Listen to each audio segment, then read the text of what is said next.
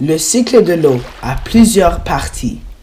Elle contient et prend avantage de toutes les formes de l'eau, gaz, liquide et solide. Et pour aller plus précis, la neige, la pluie, la glace, etc. Alors on commencera par l'eau dans l'océan. Elle est souvent très salée. Plusieurs particules de sel sont attachées aux particules d'eau. Le premier changement qui est mis en place est l'évaporation.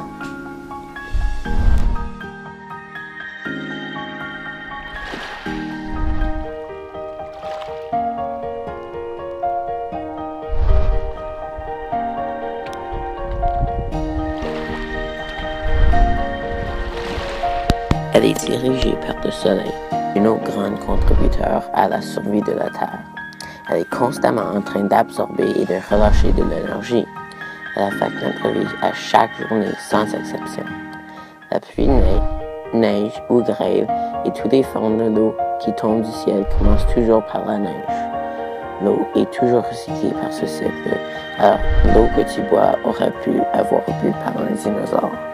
Mais seulement 2,5% de l'eau sur Terre est buvable.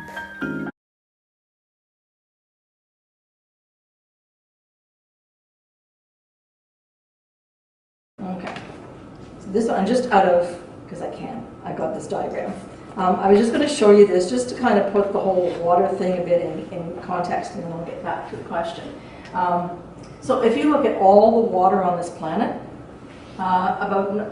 just slightly under 97% of it is seawater or salt water in the oceans. A little bit is salt water, in salt ponds or waste ponds and things like that. And only 2.5% of all the water on this planet is fresh water. And all organisms need fresh water, including ourselves and everything else. If you take that 2%, just this little blue band up there, 2.5% that's fresh water, and look at where it is, typically about just under 70% is in glaciers and ice caps. This is changing because the glaciers are melting and the ice caps are melting. But there's still a fair bit tied up in places like Antarctica. There's about 30% in groundwater, so that's water below the ground where we just don't see it. It's in well water or aquifers. And then all the fresh water, so all those lakes and rivers and ponds and streams that we see on the surface only account for about just a little over 1% of all the fresh water, so that's 1% of the 2.5%, so not much. And when we sit on the Great Lakes, it's really easy to think there's an awful lot of fresh water around. And so we are kind of spoiled on that front. And then if you take that 1.2%, up here this blue band again, and expand, you'll see where it is. Again, about 70% is in ice in the ground and in permafrost. This is also changing because now we know the permafrost is thawing very, very quickly, faster than scientists have predicted. So that's an interesting situation.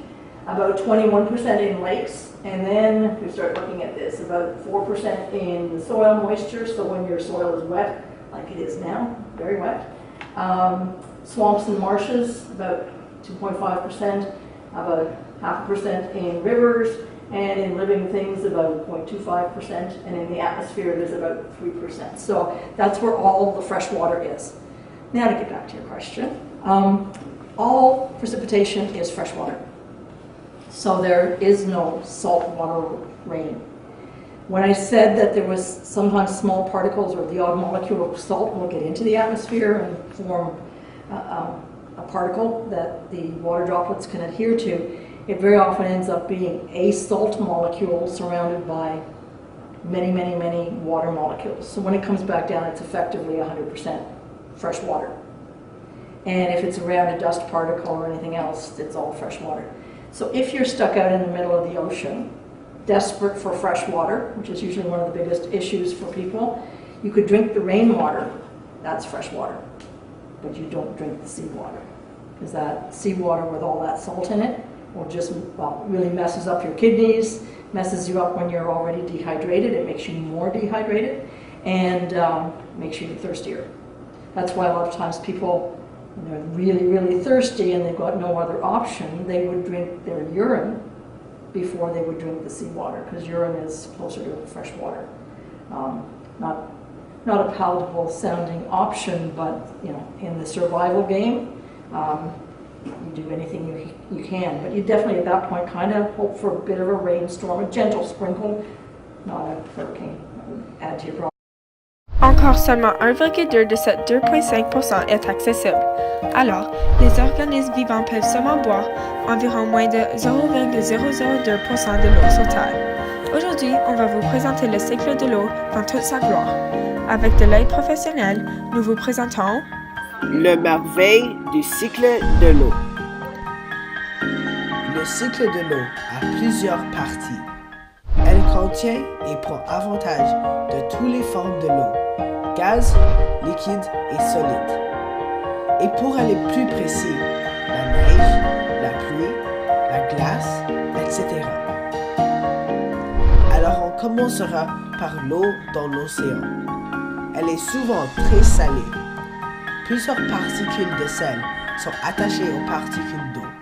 Le premier changement qui est mis en place est l'évaporation. Le soleil réchauffe l'eau qui cause cette transformation, mais le sel ne peut pas évaporer, alors elle reste dans l'océan. Alors l'eau qui forme les nuages est toujours propre. If you are in a survival situation, drink the rain. It's clean. Ensuite, l'eau commence une autre transformation, la condensation. Le gaz devient des petites gouttes d'eau qui se réunissent et forment des nuages.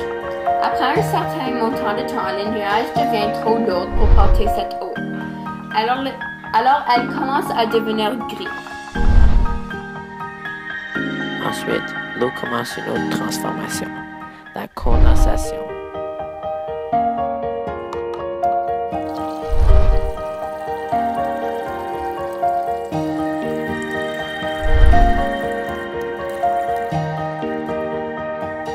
Voici une expérience que tu peux faire à la maison avec tes propres matériels.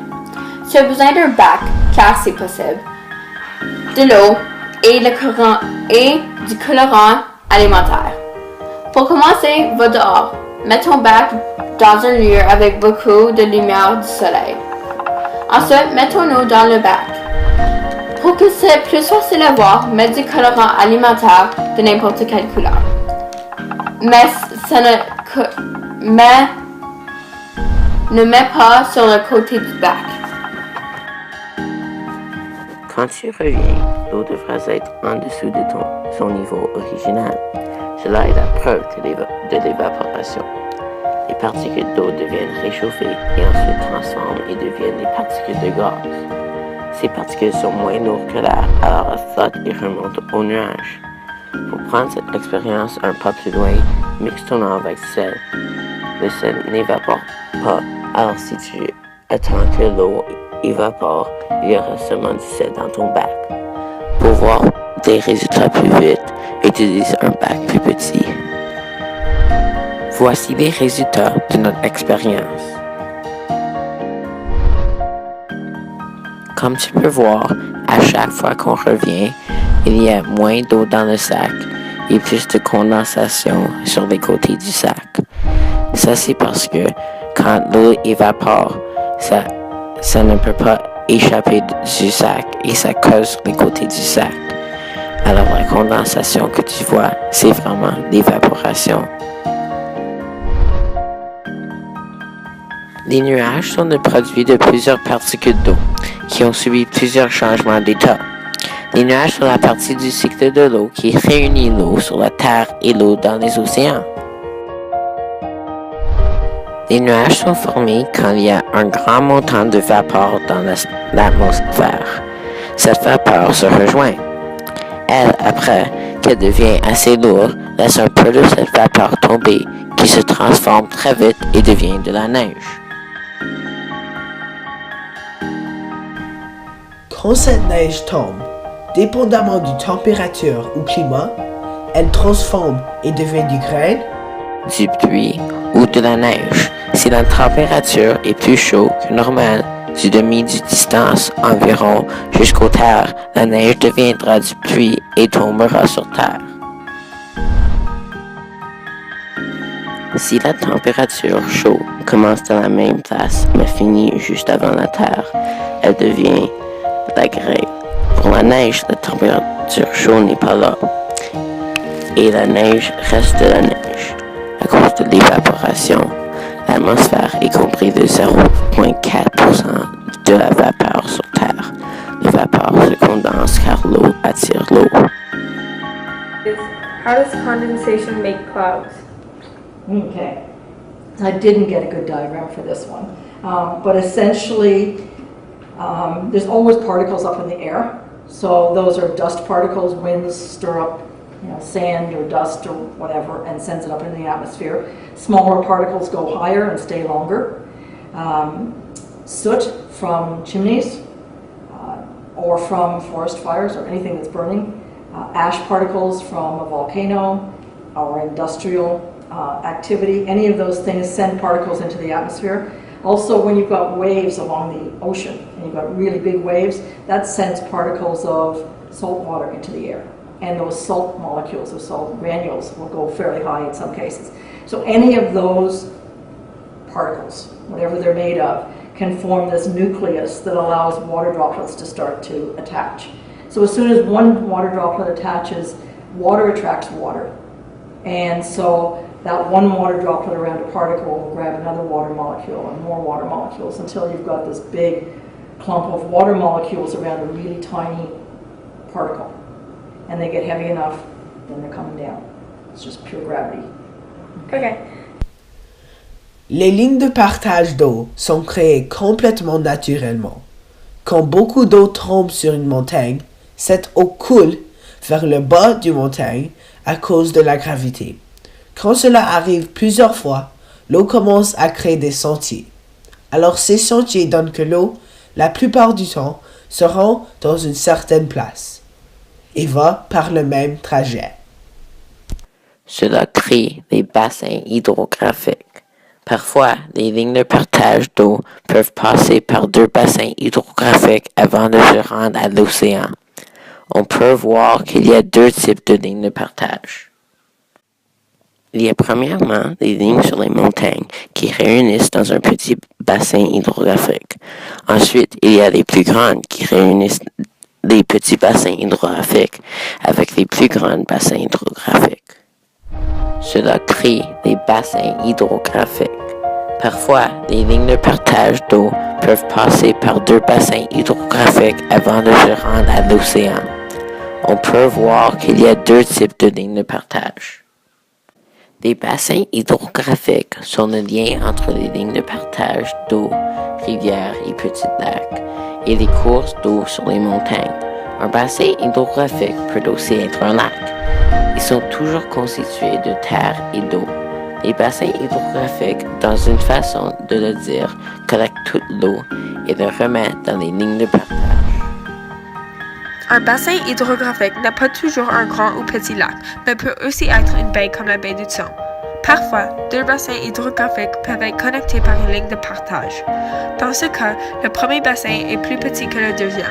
L'interagissement entre les bassins hydrographiques et les lignes de partage est une partie du cycle de l'eau qui fait sûr que l'eau qui vient juste d'atterrir sur Terre peut se rencontrer avec l'eau qui est dans les lacs et les océans, où le cycle de l'eau recommence et l'eau commence à évaporer. L'interagissement entre les bassins hydrographiques et les lignes de partage est une partie du cycle de l'eau qui fait sûr que l'eau qui vient juste d'atterrir sur Terre peut se rencontrer avec l'eau qui est dans les lacs et les océans, où le cycle de l'eau recommence et l'eau commence à évaporer.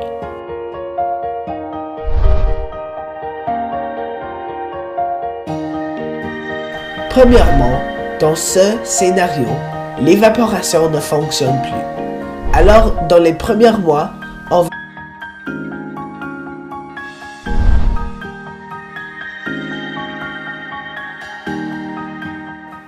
Mais après cela, on commence à voir le montant d'eau dans toute la Terre commencer à augmenter. Alors, un des premiers signes qu'on verra avec l'œil nu est les océans qui commenceront à augmenter très vite. Cela causera des inondations pour des jours, des semaines et possiblement des mois. Après peut-être une année, les inondations arrêteront. Mais les inondations sont permanentes. Alors les maisons et les routes qui sont inondées doivent être abandonnées. Après plusieurs années, les montants d'eau commenceront à baisser. L'eau ne remplira plus et dans le long terme, on aura moins d'eau. Les humains seront forcés de trouver plus d'aquifères dans les montagnes et dans la terre pour de l'eau fraîche. On épuisera des lacs avec de l'eau qu'on peut boire très très vite. Après 1 ou plusieurs années, plusieurs formes de vie commenceront à mourir. Les humains seront probablement, s'ils n'ont pas trouvé une solution encore, morts éventuellement.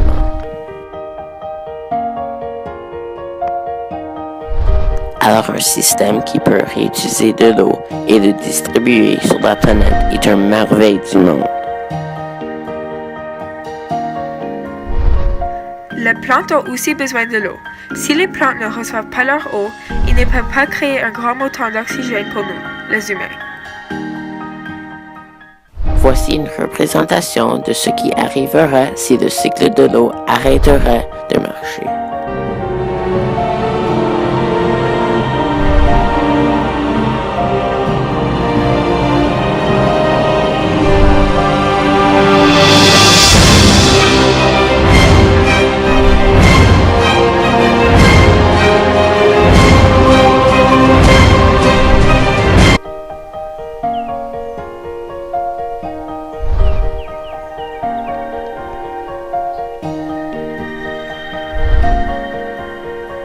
Peut-être c'est un peu exagéré, mais c'est vrai que s'il n'y avait pas de cycle de l'eau sur Terre, les plantes seraient mortes et incapables de filtrer notre oxygène, qui donnerait que la Terre serait inhabitable.